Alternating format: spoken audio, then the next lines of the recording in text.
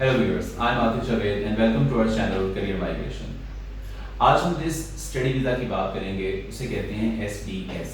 ये SDS programme particularly Canada के लिए यूज़ होता है। SDS क्या है? SDS stands for student direct stream. Student direct stream आपके रेगुलर प्रोग्राम से डिफरेंट है। रेगुलर प्रोग्राम में स्टूडेंट्स काफ़ी अरसे से कनाडा जा रहे थे, लेकिन कनाडा ने इसको लॉन्च किया 2017 में और एक क्विकेस्ट वे निकाला जिसके जरिए स्टूडेंट कनाडा जा सकते हैं। जो इसकी प्रोसेस के लिए चीज़ें हैं वो तीन बेसिक चीज़ें हैं जिसको आपने मीट करना है।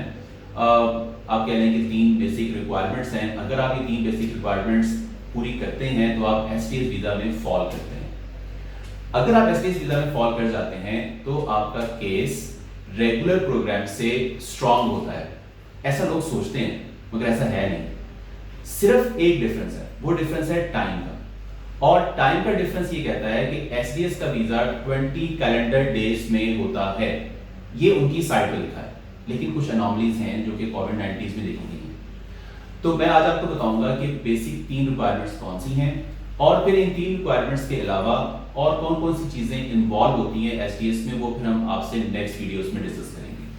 तो बेसिक तीन चीजें जो आपको रिक्वायर्ड हैं SDS प्रोग्राम के लिए, उसमें सबसे पहले है IELTS।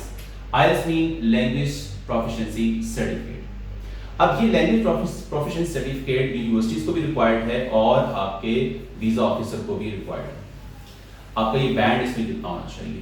इसमें आपको 6 बैंड लेना है इन एनी केस। अगर आप ये बैंड ले लेते हैं तो आप फॉल कर जाते हैं SDS प्रोग्राम में। लेकिन अगर आप SDS प्रोग्राम में नहीं भी जाना चाहते और इतना बैंड आ जाता है तब भी आप रेगुलर प्रोग्राम में जा सकते हैं। लेकिन अगर आपको SDS प्रोग्राम में जाना है और आपको क्विकर वीजा हासिल करना है तो आपको 6 बैंड लेना है। ओवरऑल 6.5 हो सकता है, 7 भी हो सकता है, लेकिन आपका कोई भी बैंड 6 से नीचे नहीं होना चाहिए। ये तो हो गई आपकी पहली रिक्वायरमेंट SDS वीजा के लिए। सेकेंड रिक्वायरमेंट ये है कि आपने $10,000 कनाडा के बैंक में डिपॉजिट कराने हैं as a living expense proof. अगर आप कनाडा को ये पैसे देते हैं तो कनाडा आपको समझता है कि आप एक जेन्युइन स्टूडेंट हैं। अच्छा, ये पैसे किस तरह से जाएंगे आपके? इन पैसों को आप अपने अकाउंट से कनाडा के किसी भी अकाउंट में डिपॉजिट करवाएंगे और कनाडा का बैंक आपको प्रोवाइड करेगा GIC stands for guaranteed investment certificate. इस सर्टिफिकेट को लेके अपना एक्सेप्टेंस लेटर लेके और आपका जो सर्टिफिकेट है IELTS का, जो कि मोर देन 6 बैंड होना चाहिए, आप SDS प्रोग्राम में अप्लाई करते हैं। अच्छा, GIC अकाउंट खुल गया आपका, आपने IELTS 6 बैंड ले लिया, मोर देन 6 बैंड ले लिया, 2 रिक्वायरमेंट्स पूरी होगी। इसकी तीसरी रिक्वायरमेंट है आपकी फुल ईयर फी। रेगुलर प्रोग्राम में स्टूडेंट्स जैसे कि तमाम कंट्रीज में होता है एक सेमेस्टर की फीस देते हैं और समटाइम एक सेमेस्टर की भी हाफ फीस देके जाते हैं, बाकी वहाँ जाके पे करते हैं। लेकिन जो SDS प्रोग्राम है इसमें आपकी बेसिक थर्ड रिक्वायरमेंट ये है कि आपने अपना 1 साल की फीस सबमिट करानी है, अपनी 1 साल की फीस सबमिट करानी है आपने।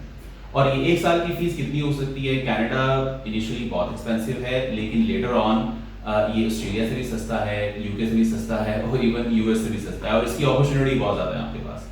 तो आपकी थर्ड रिक्वायरमेंट है 1 ईयर फुल फी। ये 1 ईयर फुल फी 10,000 से लेके 17,000 तक हो सकती है। अब ये इतना वेरी क्यों करती है? इतना वेरी इसलिए करती है कि आप रीजन कौन सा चूज करते हैं, आपका कोर्स कौन सा है और आपकी यूनिवर्सिटी कौन सी है। For example Ontario is considered to be the most expensive area. उसमें बहुत सारे कॉलेजेस जैसे यूनिवर्सिटी ऑफ टोरंटो है, यूनिवर्सिटी है, सेंटिनियल कॉलेज है, सैनिकाल कॉलेज है, मतलब वहाँ पे जॉर्ज ब्राउन कॉलेज है, नॉर्थ यॉर्क यूनिवर्सिटी है, ऑटवा यूनिवर्सिटी है। ये सब कॉलेज यूनिवर्सिटीज बहुत महंगी हैं। लेकिन जैसे ही आप मूव करते हैं न्यू फाउंडलैंड में या आप नोवा स्कोशिया में या मैनिटोबा में, सस्केचुआन में, यहाँ पे आपको लो फी कॉलेजेस और यूनिवर्सिटी मिल जाती है। तो इस वजह से ये आपकी फीस इतनी ज़्यादा वैरी कर सकती है। कहाँ जाना जरूरी है?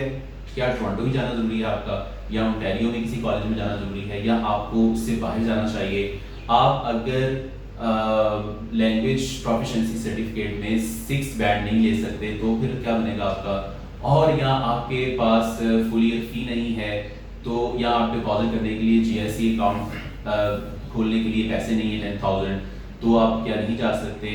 तो ये सब गलत है। आप जा सकते हैं, आप तब भी जा सकते हैं।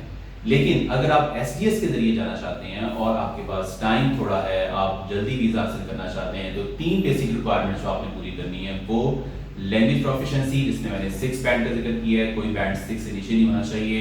सेकेंड आपका जीएसी अकाउंट, जिसमें आपने $10,000 डिपॉजिट कराने हैं। और थर्ड आपकी 1 ईयर फुल फी। अगर आप ये 3 चीज़ें पूरी कर लेते हैं तो आप एसटीएस प्रोग्राम में जा सकते हैं। मैं आपको मजीद कंपैरिजन करके बताऊंगा नेक्स्ट वीडियो में कि आप कैसे नॉन एसटीएस वीज़ा में यानी कि रेगुलर प्रोग्राम में और एसटीएस वीज़ा में कैसे जा सकते हैं, इसकी डिटेल कैसे अप्लाई किया जा सकता है, ये मैं आपको नेक्स्ट वीडियो में बताऊंगा। और अगर आप हमसे डायरेक्ट कोई गाइडलाइन लेना चाहते हैं और हमारे पास आना चाहते हैं, तो हमारा ऑफिस है जोहर टाउन में near emporium mall, 20H2 Abdul Haq road, जोहर टाउन नियर एम्पोरियम मॉल। आपको इस एड्रेस का लिंक सब्सक्रिप्शन में मिल जाएगा नीचे, आप डिस्क्रिप्शन में जाकर देखें, वहाँ पे आपके पास लिंक लिखा होगा। और अगर आप हमसे इसी तरह से वर्चुअल गाइडेंस लेना चाहते हैं तो आप हमारे चैनल को सब्सक्राइब करें, बेल आइकॉन को क्लिक करें और हमारे साथ stay tuned. Thank you very much.